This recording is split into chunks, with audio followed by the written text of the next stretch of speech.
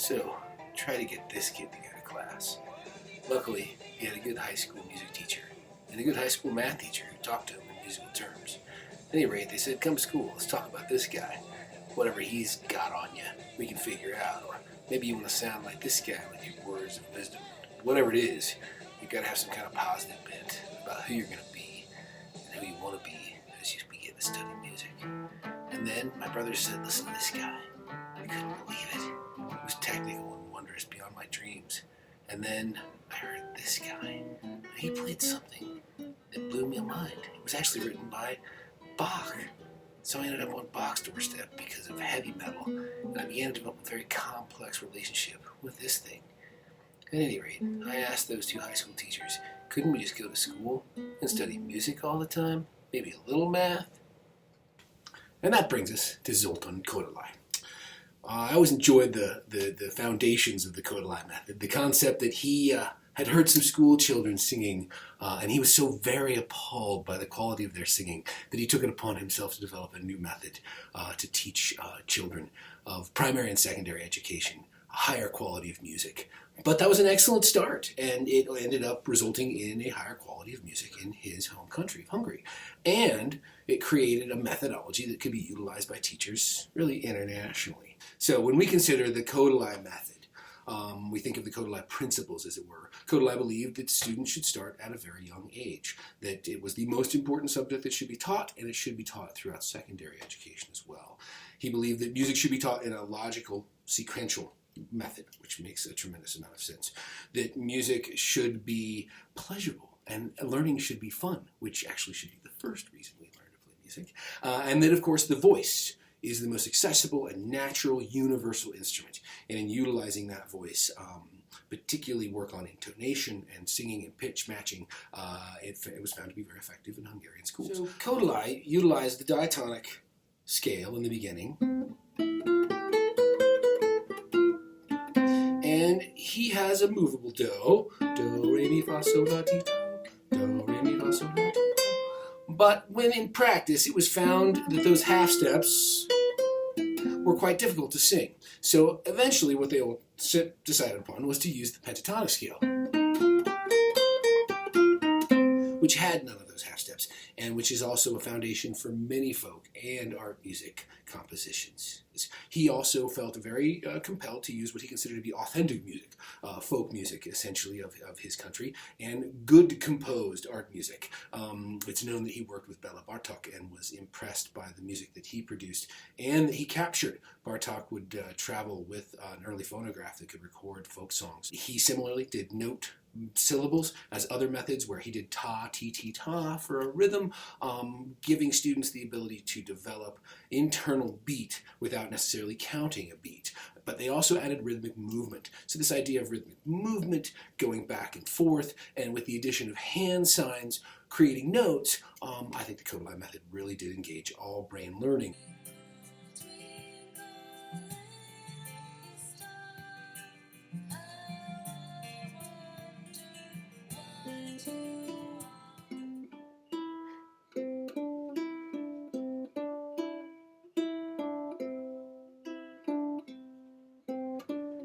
When I think about Edwin Gordon's music learning theory, I'm just blown away by the initial concept that he would actually invent a word like audiation for the purpose of us to think about thinking in music. So the overarching theme is how we learn when we learn music, but just so fascinating that we could also think in music. And so music learning theory attempts to provide a scaffolding of this understanding in a very thoughtful way. In 1975, he actually coined a word, audiation. What a great word. So audiation is the description of thinking in music. In his stages of audiation, Gordon's method goes from minimal, momentary retention to actual harmonic or melodic or rhythmic prediction based upon the experience of listening. The student is able to predict the harmonic outcome or a melodic response or a rhythmic pattern. So when we think about principles of the music learning theory, Then we can see audiation as being a very important element in the beginning of that, using music to think. We see musical aptitude being measured so we know where a student will fit into or who can be challenged or can excel at a certain level. Learning in a sequential and consistently organized manner. And learning around classroom activities that involve the voice and movement and patterns, be them rhythmic, melodic, or harmonic. We've got this macro beat, kind of the beat. You've got like da, da, da, da, da, da, and that can be divided into a micro beat. The interior beats within that, the smaller motion within that macro beat. Do-day, do-day, do-day, do-day, do-day, do-day, do-day, do-dee-da-dee, do-dee-da-dee, do-dee-da-dee, do-dee-da-dee, do.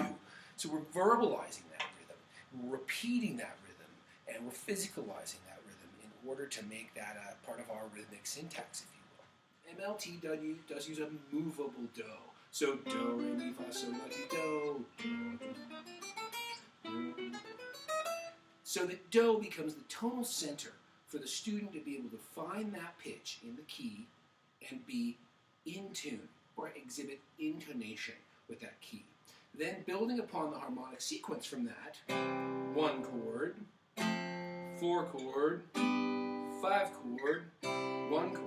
And those chords encompass the do, re, mi, fa, sol, la, ti, do of the entire scale. If I consider another step of music learning theory is the idea of some aptitude measurement. Now I get worried when I hear the idea of aptitude measurement. I think we might put a kiddo in a box, but what I see it as a pre-assessment, an ability to differentiate or accommodate that student's level and their skill set and figure out where they're going to be most successful in a classroom. So this idea of aptitude. Within a construction of music learning theory, we see very consistent use of audiation, sequential learning, rhythmic, melodic, and harmonic syntax, and the idea that we can utilize audiation in a sequential way to make ourselves more efficient music learners and more efficient music teachers. And then more importantly, well, we're thinking in music. Any kind. Not one. And yet, a teacher who relies upon methodology is not seeing the individual, is not allowing the personal expression. As if he were just taking dictation.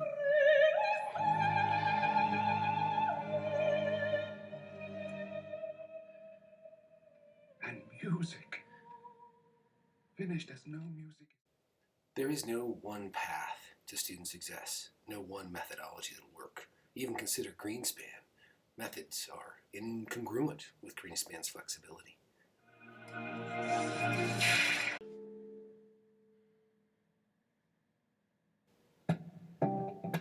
By their very definition, every method has its limitations, has its bias. Might be applicable to one but not another.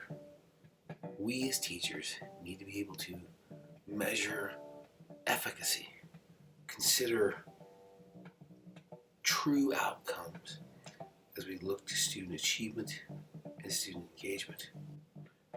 That kid didn't go to High School Music because of a method. He went because of a shared language, a trust in a relationship that one had something to offer and another had something to learn. Together we would pursue knowledge, content, and meaning. At any rate, don't be beholden to one method. Realize that for as many students you're going to have that many hybrid methodologies. So embrace every method and see its application across a broad spectrum of students who need one pathway or another to unlock that door.